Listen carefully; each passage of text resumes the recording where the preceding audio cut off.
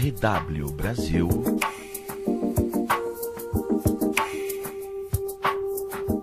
Mundo das Ideias. Com Amanda dos Anjos Correia. Ok, estamos iniciando o nosso programa por aqui pela RW Brasil. Eu acho que é a terceira ou quarta edição, né? Acho que é a quarta edição do nosso programa. Acho que é a quarta. Mas este aqui é o espaço das ideias, da gente discutir coisas ligadas à psicologia, evidentemente. A Amanda é psicóloga. A gente já trouxe aqui alguns temas aí que causaram muita expectativa aí.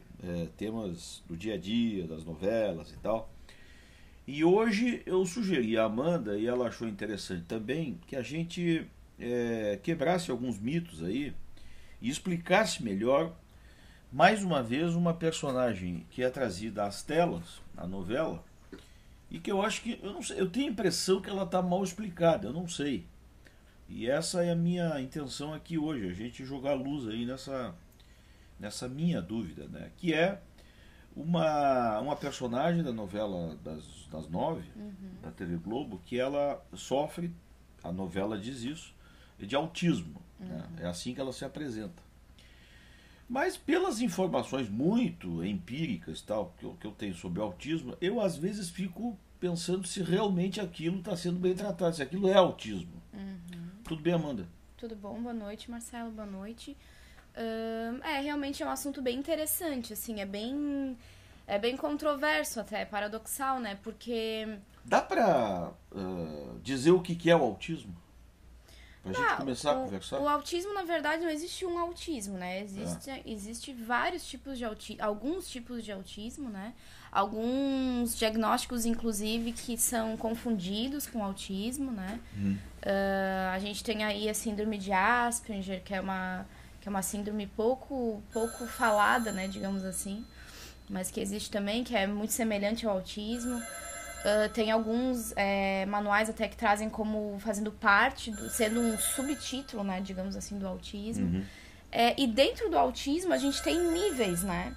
Tem um nível mais acentuado do autismo, que é o que possivelmente a gente vê aí nessa novela, né? Vou ser bem sincera... Agora, vamos definir o que é o autismo. Quais são as características do autismo? Tá, o autismo clássico, que é aquele autismo bem conhecido de todo mundo, que aparece aí em filme, aparece em novela, aparece em tudo que é lugar, é aquele autismo, é o transtorno do espectro autista, né, que chama, o nome do diagnóstico é transtorno do espectro autista. Então, como é que se caracteriza isso? Acontece mais comumente na infância, né? Aparece já logo nos primeiros anos da infância. É uma criança que... Vamos falar do autismo clássico, né? Não vamos pensar que o autista precisa apresentar essas características, mas o autismo clássico é aquela criança que faz pouco contato visual, principalmente quem mais percebe isso logo é o pai e a mãe, porque, em geral, o contato visual, os primeiros contatos visuais... com os cuidadores, né? Que no caso o pai, a mãe, enfim, os avós. Não faz contato visual quer dizer que ela não olha pra nada. Ela é como se ela olhasse através da pessoa e não pra pessoa. Entendi. Né? Então, assim, pode até manter contato visual, mas não nos olhos. Vai manter um contato como se fosse através daquela mãe, através daquele pai. Né? E dá pra perceber muito claramente, principalmente os pais, que são quem mais conhece aquele bebê. Quer dizer, popularmente assim, não presta atenção nas coisas que estão ali na sua frente. Parece que tá olhando para um horizonte, assim. É muito capaz, assim, dessa criança tá olhando pra ti, tu tá falando com ela, mas ela não absorve nenhuma informação daquela que tá sendo passada. Tu tá me dizendo isso aí, agora eu tô me lembrando de momentos que eu tô passando neste momento, por exemplo. Quando a gente tá muito cansado, né? Tu já sentiu o que eu vou falar, né? Todo mundo sente isso, acho. Quando a gente tá muito cansado, estressado, enfim, cansado intelectualmente, né? A gente tende a conversar com uma pessoa de uma forma meio parecida, né? Contato visual fixo, né? E a gente percebe que a pessoa não está prestando atenção, né? e dá uma ideia de que é uma coisa parecida, assim. Né? É mais ou menos isso. Mas, na verdade, quando a gente tá estressado ou cansado, mesmo que a gente... Porque o contato visual, a atenção visual, ela demanda muito da gente, muito fisicamente da gente, né? Então, muitas vezes, o cérebro mesmo manda uma mensagem de desliga o visual para poder conseguir captar a mensagem que está sendo passada. Quer dizer, low bat. Isso, aí, então, exatamente, para dar uma economizada, exatamente. É. É mais ou menos esse mecanismo, né? Então, o contato visual é pausado naquele momento para que tu continue tentando absorver a informação que está sendo passada, né? Porque é muito gasto energético que a gente tem, né? Então, assim, por que a gente precisa se alimentar, né? Porque a gente gasta muita energia ao longo do dia, falando, caminhando, olhando, piscando, enfim, gesticulando. E isso gasta bateria. Energia, gasta bateria, gasta energia, gasta caloria, né? Então, o autista, ele são muitos passa aplicativos, né? Muitos aplicativos. Eles já vêm baixados, na maioria das vezes, né? Não precisa baixar nada. Então, espera-se, e aí né? tu estavas caracterizando, que é essa coisa do falta de contato visual. Além disso, o que vem junto aí nesse autismo? Então, a falta de contato visual, a gente tem dois movimentos bem clássicos, que é o movimento do rocking e do shaking, que teóricos já há muitos anos caracterizaram esses dois conceitos, né, de comportamento do autista, que o rocking é aquele movimento assim repetitivo para frente, né, que a gente vê comumente em filmes, né, que é aquele movimento para frente, e o shaking, que é aquele movimento pro lado, assim, que também é bem comum. Eu tô me lembrando de um filme. Um filme do que um ator. Ele até faz muitos anos que eu não vejo ele em filme nenhum. Acho que já sei de quem tu tá falando. Ele faz o papel de um autista. O Dustin Hoffman. No Rain Man, né? Isso mesmo, Rain Man. É um filme bem clássico, assim. Na verdade, esse filme, ele trata de um tipo específico do autismo, apesar de não parecer. É aquele autista que ele tem uma super capacidade, é aquele super dotado em uma área específica. Existe muito disso. Mas uma coisa não tem nada a ver com a outra? Essa capacidade... A super capacidade dele... Tem a ver, tem a ver, sim. É uma das classificações dos tipos de autismo, né? Aquela pessoa que tem uma super capacidade... Não é uma coincidência, né? Faz parte mesmo do diagnóstico. E existe, sim. Existe autistas que, por exemplo, eles não conseguem metaforizar, né? Eles não conseguem, por exemplo, assim... essa casa ficou um brinco. Eles acham que a casa se transformou num brinco. Então, não conseguem abstrair essa metáfora, né? Não conseguem contextualizar o que essa pessoa está falando. Mas, em contrapartida, fazem um exercício matemático que um gênio faria, né? Que nenhum de nós seria capaz de fazer. Então, assim, é uma super habilidade voltada para uma área específica. Então, tá longe de ser, por exemplo, uma debilidade mental. Tá longe de ser. Talvez alguns tipos de autismo, eles não possibilitem que a pessoa consiga ter algumas habilidades cognitivas, tá? Mas isso não raciocínio. Exatamente, mas isso não é uma regra geral. Em absoluto, não é uma regra geral. Bom, tu estás falando e eu estou enxergando, né, a personagem essa. Há momentos de assim, vamos dizer, de sorrisos, né, de felicidade, né? O autista consegue ter esse sentimento de felicidade? Consegue. De sorrir, de achar engraçado alguma coisa? No caso dela, o pouco que eu tenho acompanhado, no caso dela, ela tá recebendo uma estimulação. Né? Então, assim, esse sentimento, que na verdade, essa emoção que ela tá expressando de alegria, de felicidade, enfim, a gente pode perceber que é uma emoção construída. Né? Ela não vem instintivamente. Por exemplo, vou dar um exemplo a respeito dessa questão das emoções dos autistas. Tem muitos autistas que eles não conseguem demonstrar e muito menos entender o conceito de amor. Então, às vezes, isso se torna até frustrante para os pais, né? Como é difícil ter um filho que não demonstre amor, que não saiba o que é amor, né? Não, ele não tem aquele instinto mas de abraçar, de beijar, de demonstrar carinho, demonstrar então, gratidão. Além de não saber conceituar, ele não exerce isso. Ele não exerce em alguns casos. E aí o que pode ser feito é fazer uma mediação mesmo, com psicólogo, com fisioterapeuta, com fonoaudiólogo. O tratamento, não dá para chamar de tratamento, mas o acompanhamento do autista, ele precisa ser multiprofissional, tá? Necessariamente, fundamentalmente multiprofissional. Não dá pra um fisioterapeuta dar conta, ou um pediatra, ou um fonoaudiólogo. Ele é multidisciplinar. Tá? Precisa de diferentes áreas de conhecimento para atuar naquele diagnóstico. Tu tomaste o cuidado de dizer não é um tratamento? Não é um tratamento porque não se torna uma doença com cura, né? A gente não... Autista não tem cura. Não tem cura. Ou ainda não tem cura. Ainda não tem cura, né? O autismo... A gente ainda não tem cura do autismo. O autismo, pelo que eu entendo, é uma...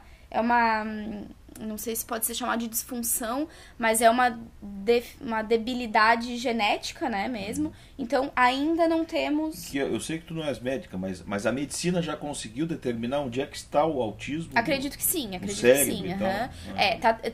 Eu tenho lido algumas pesquisas científicas recentes sobre o autismo e tá tendo muita pesquisa sobre e muito conhecimento está sendo produzido. Ainda não tem nada muito estabelecido, porque... Claro, tem toda uma questão burocrática na ciência que precisa ser publicado numa revista que seja bem valorizada, né, benquista, enfim. Mas muito conhecimento tem sido produzido acerca desse diagnóstico. Por quê? Não é porque tem aparecido mais, não diria isso, mas é que eu acho que tá mais popular hoje em dia, né? Antigamente, o que era feito com uma criança ou um adulto que tivesse um diagnóstico como esse, principalmente os mais acentuados? Afasta da sociedade, esconde. Porque ele naturalmente já é afastado, né? Naturalmente ele já é isolado. Ele né? já é marginalizado. Ele já é marginalizado, né? Marginalizado no sentido não pejorativo, no sentido de ficar nas margens mesmo, né? Da sociedade. Ele já é marginalizado. Ele se coloca assim, Ele se coloca mesmo nessa posição. Porque, em geral, é um sujeito que tem dificuldade de se comunicar, de expressar sentimento, em algumas vezes até de expressar de manter contato, né? Então, em alguns casos também, o autista, ele não consegue o toque, ele não lida bem com o toque, nem tocar os outros, nem que os outros toquem nele. Sei. Tem alguns casos também... Intimidade física. Intimidade, de toque, de pegar, de afagar, né? Muitas vezes o autista não lida bem com isso. Isso frustra muito quem está por perto, né? Porque carinho pressupõe-se... toque, né? Intimidade, né? Exatamente. Relação de... Por isso que, assim, quando aparece um caso de autista numa família, que em geral já começa a apresentar ele na infância, o trabalho também é com a família, porque a gente percebe, assim, que às vezes não traz nenhum sofrimento pro autista, mas pros pais, né? Que é muito frustrante, como eu falei antes, ter um filho que de repente não mantém contato visual, não abraça, não beija, entra em desespero quando é tocado, então, enfim. E isso não só nas questões mais subjetivas, vamos falar de questões bem práticas. Trocar uma fralda, muitas vezes é uma ação quase que impossível, e que quando bebê, quando criança, acontece várias vezes por dia. Então, imagina várias vezes por dia, só essa ação a gente já tem um maior problema. Então, imagina as outras, a alimentação, enfim, né? E a gente tem umas outras características também do autismo que às vezes aparece, que é o autista só comer um determinado tipo de comida a partir da cor, né? Que alguns autistas têm uma questão com a cor bem forte. Então, assim, só comer comidas com a cor branca, né? De cor creme, assim, cor clara, ou cor vermelha, né? E aí eles não conseguem comer a comida que tem outro tipo de cor, né? E ele é estimulado a isso? A escolher a cor, ou é uma coisa aleatória? Por exemplo, ele escolhe o vermelho por que razão? Ele é estimulado e por alguma razão ao vermelho? Não, acredito que aleatoriamente, assim, né? Porque o que mais prevalece é o autista que tenha preferência por cores claras. Não sei se existe agora me pegou, não sei se existe de repente já alguma pesquisa científica que mostre o porquê dessas preferências, né? Possivelmente exista. Nós, só para quem ligou agora, nós estamos aqui no Mundo das Ideias, A Amanda dos Anjos Correia é psicóloga, ela é a titular deste programa e a gente traz assuntos aqui do dia a dia para conversar, claro, do ponto de vista psicológico, que é o métier da Amanda. Aprendizado, Amanda, a gente tu falasse agora de trocar fraldas, de se alimentar. O aprendizado de um autista, ele é normal como outra criança? Ele adquire conhecimento igual ou não? Não dá pra dizer que ele adquire conhecimento igual, não. É claro que ele vai ter mais dificuldade, né, salvo exceções, né, mas ele vai ter mais dificuldade sim no aprendizado, até porque a mediação, o método de aproximação com o autista não vai ser igual ao de outras crianças, né, em muitos momentos. Então, é necessário sim ter um acompanhamento de perto, inclusive a própria Secretaria de Educação, se ela tem um aluno com o diagnóstico comprovado de autismo dentro da rede pública, a Secretaria de Educação, ela disponibiliza um profissional para acompanhar aquela criança. Então, por exemplo, se tem numa creche uma criança com autismo, vai ter sim uma acompanhante daquele autista disponibilizada pela prefeitura, né? Pela Secretaria de Educação, porque é necessário sim ter esse acompanhamento, essa mediação, porque senão o que acontece também é das crianças acabarem se afastando dessa outra criança, muitas vezes com medo, ou com medo do desconhecido mesmo, né, de não saber como lidar com aquela criança. Tá, e agora tu me fez pensar o seguinte, o aprendizado, eu estou fazendo uma relação com o síndrome de Down, né? Que a gente sempre vê as pessoas tentando estimular a criança com Down, né, a adquirir hábitos de uma criança normal, né? E a gente tem visto resultados muito bons, né? No autismo também é assim, obtém-se rendimento, né? Progressos, né? Tem muito progresso nos tratamentos de autismo, principalmente se são eles diagnosticados já no comecinho e já logo estimulados, já logo os pais procuram ajuda, procuram auxílio, orientação, né? É possível sim, é possível em vários diagnósticos que antigamente era visto como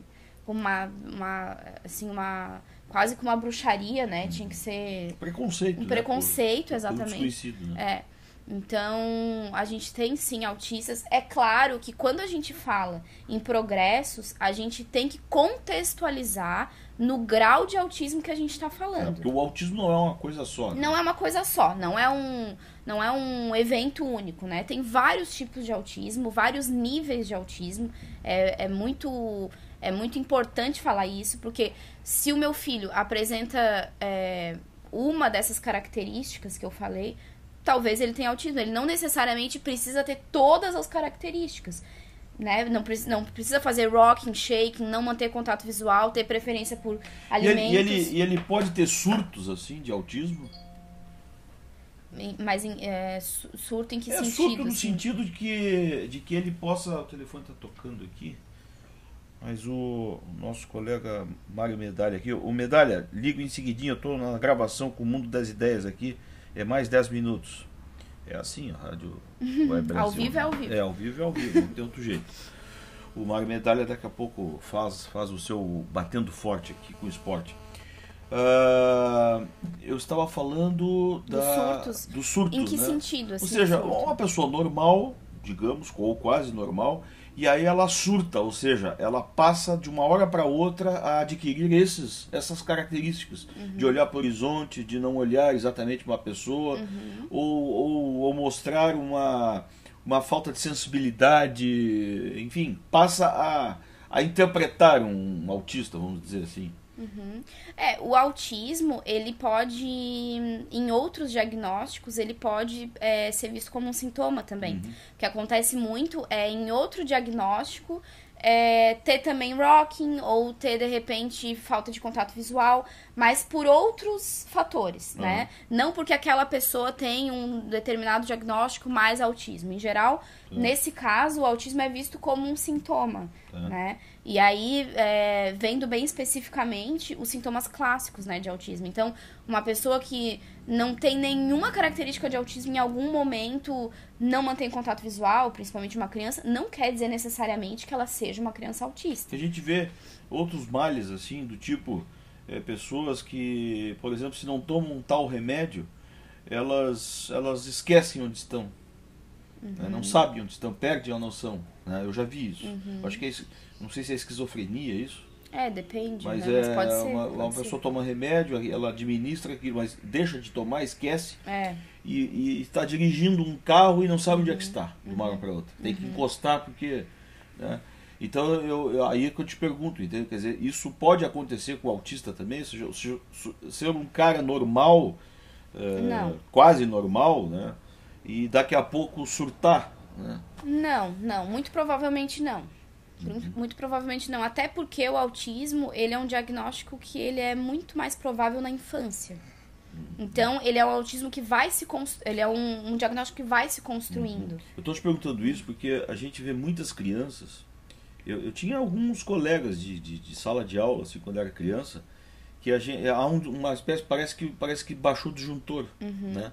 A criança está participando, está ali na aula e tal, e daqui a pouco ela desliga, né?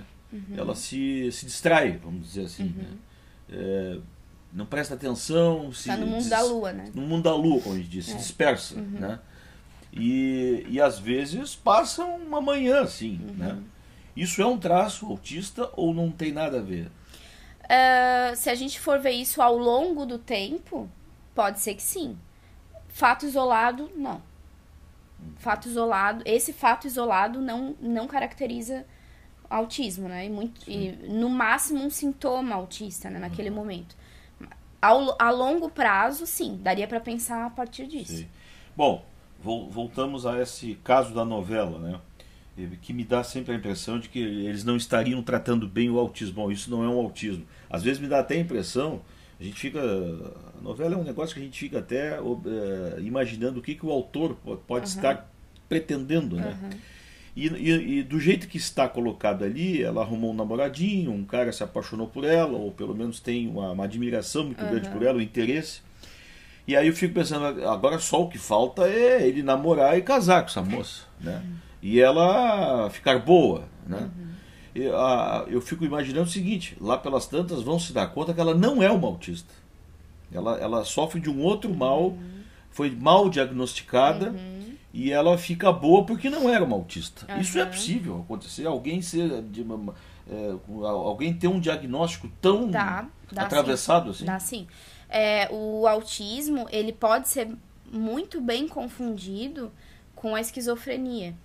Principalmente quando começa o processo de avaliação ali pelos 13, 12 anos, 15 anos, 14 anos, que é mais ou menos a média que vai aparecendo a esquizofrenia, né? Então, a gente entende o autismo como um pouquinho antes, né? Então, se vai fazer uma anamnese, uma avaliação, né, psicológica desse paciente, é sempre bom ver, mas o que aconteceu antes disso? Para não se confundir um pouco os diagnósticos, né? Que são tratados de formas diferentes, né? São diagnósticos diferentes. Bom, para evitar qualquer tipo de preconceito, vamos de cara conceituar o que é esquizofrenia. A maioria das pessoas, eu acho que liga esquizofrenia com loucura. O sujeito é doido, né? A esquizofrenia virou um todo, né? Assim, louco é esquizofrênico, né? Exato. É um padrão, assim. É como assassino é psicopata, né? Virou uma coisa assim, sinônimo, isso. né? Tá, e o que é esquizofrenia? Qual é o padrão da esquizofrenia? O critério de avaliação, né? A esquizofrenia, sim, assim como o autismo, tem vários tipos de esquizofrenia. Tem esquizofrenia residual, que é uma esquizofrenia que muitas vezes aparece lá na terceira idade, que o sujeito apresentou uma vida normal. Passa a vida inteira normalíssimo, na terceira idade fica com uma esquizofrenia residual, às vezes até severa e tal, às vezes leve, moderada. Dispara. Tem algumas pesquisas até que mostram algumas esquizofrenias residuais que soldados sofreram na época da guerra e aí acabaram apresentando só na terceira idade, né? Entendi. Então, assim, alguns casos assim. Tem os outros tipos de esquizofrenia também. A esquizofrenia clássica, assim, que a gente pode dizer, em geral, como eu falei, aparece ali nos 13 anos, 12, 13, 14, 15 anos. Até tem algumas pesquisas que associam não é o despertar, mas assim, a válvula iniciadora, assim, da esquizofrenia com a associação da maconha. Tem algumas pesquisas que mostram, bem relevantes, assim, né, que fumar maconha ali pelos 12, 13, 14, 15 anos, já tendo uma predisposição à esquizofrenia, aí é liberada, né? Aí a esquizofrenia desencadeia, essa palavra que eu queria usar. Aí a esquizofrenia é desencadeada. Outros autores... Não que a maconha vá causar isso. Não, a maconha não causa. Mas ela é um desinibidor Exatamente. da ela é como se fosse uma... Ela é como se fosse assim... Uma chave, uma senha. Uma chave, exatamente. Ela é como se fosse um código que desencadeia a esquizofrenia. O sujeito já tem propensão para aquilo... Se não tem propensão, não vai ser a maconha que vai fazer isso, tá? Vamos aí desmistificar isso. A maconha não transforma ninguém em esquizofrênico, né? Mas pode desencadear. Outros autores negam isso, dizem que não tem nada a ver. Existe essa discussão, né? Mas e o que é a esquizofrenia? O que acontece? A esquizofrenia, ela tem diferentes sintomas nesses diferentes diagnósticos, mas basicamente a esquizofrenia é aquele sujeito que muitas vezes pode ficar alheio também, ficar alheio a uma conversa, ficar alheio ao que está no contexto, pode ficar completamente... Se desliga. Em alguns casos tem a característica da agressividade mesmo, do esquizofrênico ficar muito agressivo. Tem a questão que a gente fala bastante, cuida bastante quando tá falando... Mas é agressivo estimulado por alguma coisa? Pode ser estimulado ou não estimulado. A gente vê muito alguns casos, né? A gente vê de esquizofrênicos que já têm uma atitude agressiva e acaba sendo estimulado por, enfim, videogame, computador, e aí atua de forma agressiva, mas não também que isso seja um causador, né? Só mais uma construção que ele vai fazendo ali e aprimorando a característica que ele já tem. A gente, quando fala de esquizofrênico, principalmente em quem tá em surto, né? Que é quando a gente chama... o surto é quando a gente diz que o esquizofrênico, ele tá no ápice, né? Dos sintomas esquizofrênicos. Por que eu falo isso? É bem importante falar isso. Porque a gente pode conviver com esquizofrênicos uma vida inteira e ele tá medicado, tá sendo tratado, tá sendo bem cuidado e a gente nunca nem desconfiar que ele é um esquizofrênico. Certo. Tá? Então, assim, vamos desmistificar que o esquizofrênico é o louco. O esquizofrênico pode ser eu, pode ser tu, pode ser a vizinha, a gente pode nunca nem desconfiar. Pode ser como é hoje um diabético, né? Exatamente. Pode ser como um diabético que se trata, se cura e a gente nem vê, né? Então, convive de uma forma natural. Por quê que a gente fala isso? Porque o esquizofrênico que ele tá em tratamento, ele tá sendo bem orientado, bem cuidado, ele ele não acusa esse padrão de surto que as pessoas costumam pensar que o esquizofrênico que fica surtado 24 horas por dia o ano inteiro. E não é isso.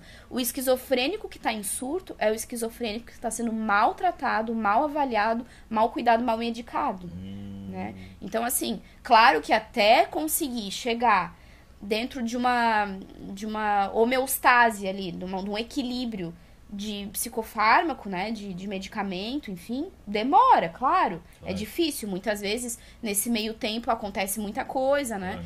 Mas quando chega nesse momento, e que não é pra sempre também, pode ser que por um período... A dose certa, exatamente, a droga certa, a rotina certa, que é bem importante também.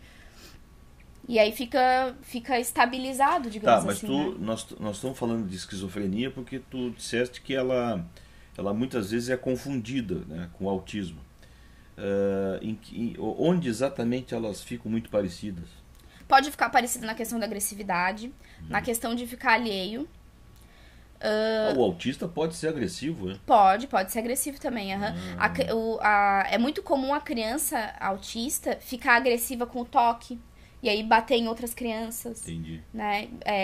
Ficar irritadiço, né? É muito comum o autista irritadiço, né? De toque, de falar alguma coisa, ou o que acontece também é algum barulhinho, alguma frequência que de repente pra gente não faz diferença nenhuma, mas que irrita muito o autista, e aí pode se tornar agressivo, pode gritar, pode... algumas vezes a gente até tem cuidado com o autista, porque ele pode se machucar. É bem comum bater com a cabeça na parede, se atirar da cama, né?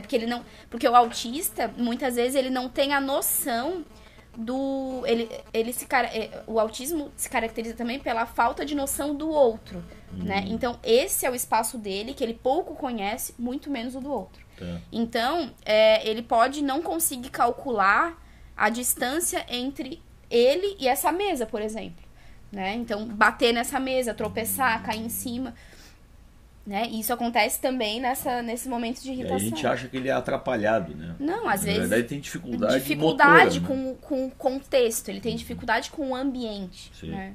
E tem autistas que são agressivos, e às vezes agressivos consigo mesmos, né? De se jogar. E o tratamento, tu disseste que é multidisciplinar, né? Multiprofissional. E aí o que é isso? Neurologista, caso psicólogo, neurologista, caso seja necessário medicação, que na maioria das vezes é necessário, psiquiatra, psicólogo, fono para conseguir lidar com a linguagem, né, com a expressão, conseguir se comunicar com o outro, né? Porque principalmente na criança é difícil quando não há comunicação, né? E aí quando a criança está com dor, como é que ela vai sinalizar pro outro que tá com dor? Mas eles aprendem a falar, aprendem a falar, aprendem a falar, sem barreira nenhuma. E normalmente falam um pouco, ou há também os que falam pelos cotovelos? Então, é isso que é curioso. Tem autistas que falam muito, que tem quase um comportamento hiperativo na fala, e tem autistas que é quase um mutismo seletivo, assim. Só fala em casa, ou só fala na escola, ou só fala em determinada situação. Eu já vi alguém, não sei... Ou não fala. Eu já ouvi alguém comparando ou confundindo o que a gente chama de déficit de atenção com o autismo. Com o autismo, né? Onde é que eles se relacionam? Talvez essa confusão... Bom, essa confusão... O déficit de atenção é essa criança que não para, né? Que fica chamando atenção. Não necessariamente. Porque, assim, o déficit de atenção, ele pode ter o quesito hiperatividade, como pode não ter. A gente pode ver aí comumente crianças, adultos, enfim, com déficit de atenção e que são muito calmos, inclusive. Sim. Porque o déficit de atenção se caracteriza por aquela pessoa que não consegue manter um foco naquele momento, né? Não consegue manter o foco por mais de, sei lá... Não consegue se concentrar. Não consegue se concentrar. Não consegue ler. Não consegue ler um livro inteiro, não consegue... participar de uma conversa. Participar de uma conversa e prestar atenção no que as pessoas estão falando. Muitas vezes mantém só um foco da atenção. Ver um filme. Exatamente. Se torna quase que impossível essas situações. E pode ter a hiperatividade junto, como pode não ter. Pode ter o déficit de atenção, que a criança ou o adulto é extremamente agitado, que a gente vê aí pessoas que a gente convive com essas características, né? Que às vezes passa uma vida inteira a gente nem sabe, mas quando vai fazer uma avaliação que aquela pessoa tem déficit de atenção, né? E que sofre muito por isso uma vida inteira. Não consigo me concentrar, não consigo manter um relacionamento, não consigo manter uma conversa. Tá. Já passamos pela ideia de que não é uma debilidade mental. Não. A pessoa raciocina. E aí, neste raciocínio, por exemplo, uma pessoa autista, ela sabe que é autista? Ela tem esse conhecimento? Pode ter. Pode ter essa autorreflexão do diagnóstico. E é bem comum, é bem engraçado até, é bem comum pacientes psiquiátricos que chegam em determinados lugares e eles próprios se determinam. Eu sou esquizofrênico, tá? Ou então eu sou déficit de atenção. E a gente até às vezes brinca, assim, que parece que é um troféu, assim, né? Sim. De que a pessoa... o nome dela não é mais aquele, é déficit de atenção. Parece que tem digamos assim, uma autonomia As pessoas precisam desculpá-la por qualquer coisa. Né? O que a gente...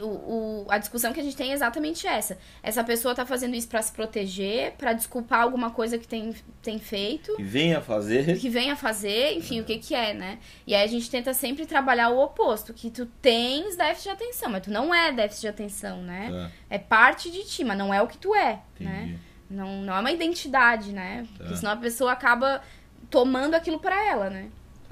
Então, nesse sentido, assim, que a gente... Então, voltando lá pra personagem. Não há nenhuma, digamos assim, não corre um risco bom, né? Dela ficar boa e se apaixonar e casar e tal. Isso não seria uma coisa... Seria incomum isso.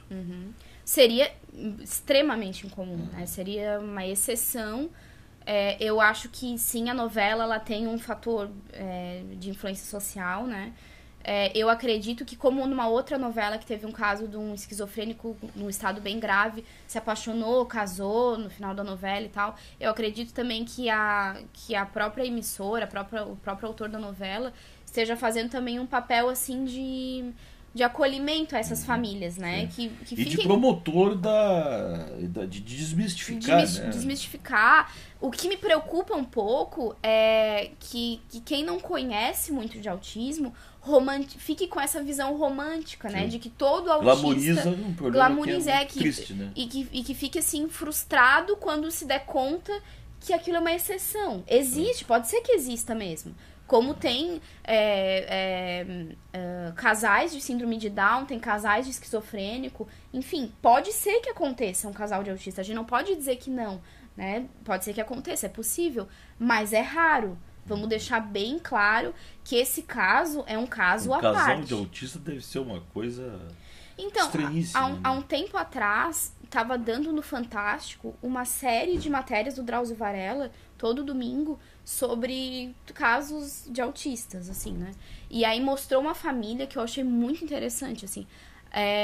Mostrou uma família que o marido era autista e os 2 filhos. A única que não era a esposa. Então, e a dinâmica o marido era um autista leve, assim, né? Mas apresentava alguns comportamentos. Uma das crianças também, mas a outra é um autista bem grave, assim, né? E aí era muito interessante eles falando assim, porque teve um episódio que ela falou assim, eu sempre dizia assim pra ele, perguntava pra ele, tu me ama? E aí uma vez ele disse assim pra ela, por que eu tenho que te dizer sempre que eu te amo? Eu já não disse uma vez? Já não dá pra vida toda se eu disse uma vez? Então, o mecanismo de raciocínio do autista é diferente do nosso. Pra ele disse uma vez na vida, e ele nunca negou, então... Não modificou. Basta, né? Não modificou, então basta. Então, eles têm uma forma de sentir, uma forma de demonstrar o que sentem, que é diferente da nossa. Pois é, agora a gente tá chegando já no Isso final. torna, às vezes, inviável uma relação, né? Porque a gente precisa de reforçamento, que a pessoa diga, eu gosto de ti, contato, olhar, né? Claro. E talvez isso inviabilize. Finalmente, aí chegamos assim na família, né? Daqueles que se relacionam com o autista. E há pais de autistas famosos, a gente sabe que o Jô Soares tem um filho autista, né? Ele pouco fala disso, mas já falou. É muito reservado, tal, a gente até entende isso. Mas são pessoas, são celebridades, é gente muito extrovertida, né?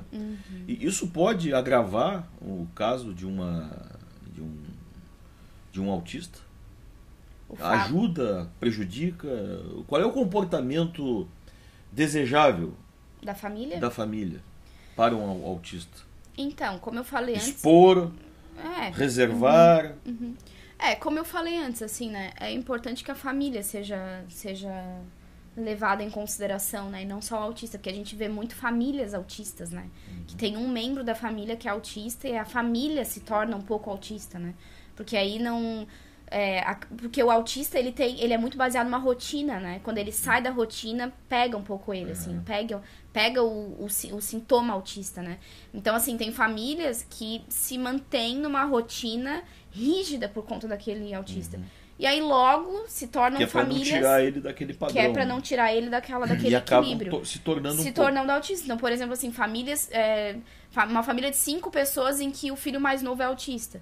Aí já não vai mais no cinema, porque esse autista não pode ficar com outra pessoa, tem que comentar o horário, certo. Uma comida determinada. Tá. Então, é o jeito de falar em casa, gente. Exatamente. De dizer as coisas. E aí, se vem uma pessoa nova, de repente uma babá, ou enfim, ele não aceita a presença desse desconhecido, né? Então, o que a gente tenta trabalhar é isso, assim, para que as famílias não se tornem autistas, né? Pois é, mas como lidar com isso? Porque se uma família tem um autista, a família vai ficar reservada, né? Naturalmente. E aí, como é que ela se relaciona com o mundo lá fora? Porque eu fico imaginando a barra que deva ser isso, porque é óbvio que não pode esconder o autista, né? Ele tem que sair, ele tem que participar. Ser estimulado, né? E aí, como é que faz isso? Tá certo sair com o autista? Tá certo tirar ele da sala quando chega uma visita para evitar transtorno para ele, principalmente? Tem que ver caso a caso, né? Como é que ele reage, né? Tem que ver caso a caso como ele reage e sempre pensar na redução de dano, né? Não adianta também querer fazer uma coisa ideal, mas de repente chega uma visita e aí tentar acomodar, adaptar o autista àquela situação e ele vai se autoagredir, né? Enfim, vai se machucar. Bom, é o limite dele, né? Respeitar o limite dele, mas não torná-lo um alienígena. Se cercar muito, pode acontecer acidentes muito feios, né? Porque protege demais, né? Protege demais, Eu não acredito que esconder seja a melhor opção, né? O que a gente acaba vendo, claro que não é regra geral, mas a gente acaba vendo, assim, que às vezes a família esconde por comodismo, assim, né? Pra não precisar estimular o autista, não precisar explicar pras pessoas. Porque é delicado. Tu, de repente, tá na rua com o teu filho e aí chega alguém e não pode cumprimentar, não pode tocar nessa pessoa. Né? Então, é difícil, é duro, né? Mas sempre no trabalho de estimular para que aos poucos aquela criança consiga ter esse contato. E sempre serão... Não paralisar, né? E sempre serão crianças ou não? Não necessariamente. Não como, por exemplo... Assim. Não como, por exemplo, esse casal, que ele era autista. Claro que era um autismo leve, né? Moderado. Mas ele, enfim, trabalhava, mantinha uma vida normal, né? Só tinha certas dificuldades de relacionamento. Sim. Bom, eu acho que limpamos um pouco o terreno aí, né? Para assistir essa novela e a novela da vida real, né? Porque é muito comum a gente encontrar pessoas assim, né? E aí é importante saber para a gente tratar as pessoas de uma forma respeitosa, né? Saber como se comportar, né? Frequentam escolas autistas? Frequentam escolas, O que acontece às vezes é frequentar a escola num período e no contraturno alguma atividade estimuladora, como a gente tem na PAI, né? Na educação catarinense, educação especial ali no bairro Floresta, ali em São José, que tem ali o estímulo, tem profissionais bem qualificados para isso, a gente tem instituições para isso, né? Públicas, inclusive, então a gente tem que desfrutar dessas instituições. Há algum caso de celebridade, algum caso curioso no mundo, na história do autismo aí? Alguma pessoa mais conhecida ou curiosa? Eu acho que tem uma coisa que eu acho que é importante falar, antes de terminar, que é logo quando começou o autismo, tinha alguns estudos que queriam provar que o autismo ele era desencadeado pela mãe da criança.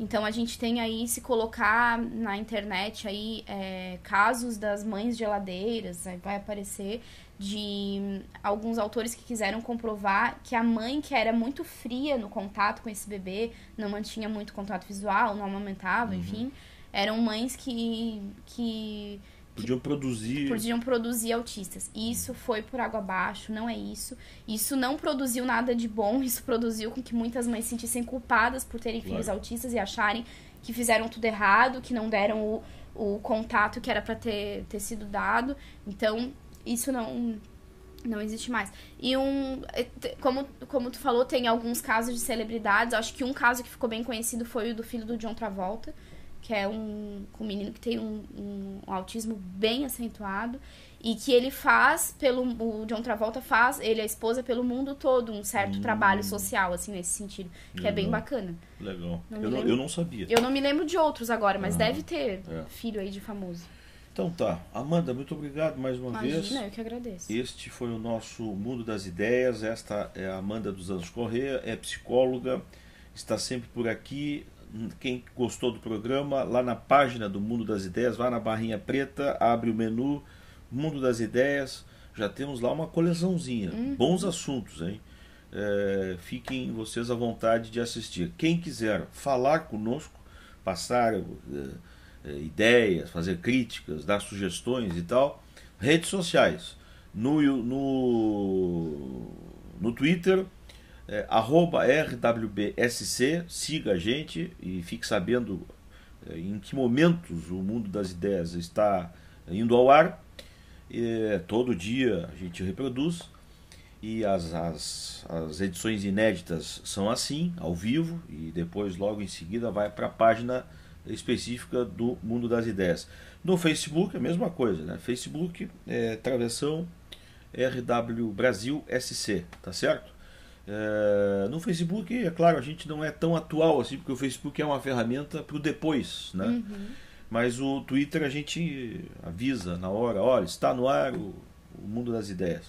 E no site, por favor, né? Contato ali, é só conversar com a gente. Nós vamos fazer a maior questão de trocar com quem se interessa por este assunto aqui na RW Brasil. Muito obrigado, Amanda. Obrigada, boa noite. Foi o nosso Mundo das Ideias desta edição. Obrigado.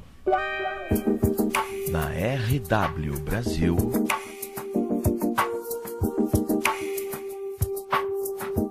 Mundo das Ideias. Com Amanda dos Anjos Correia.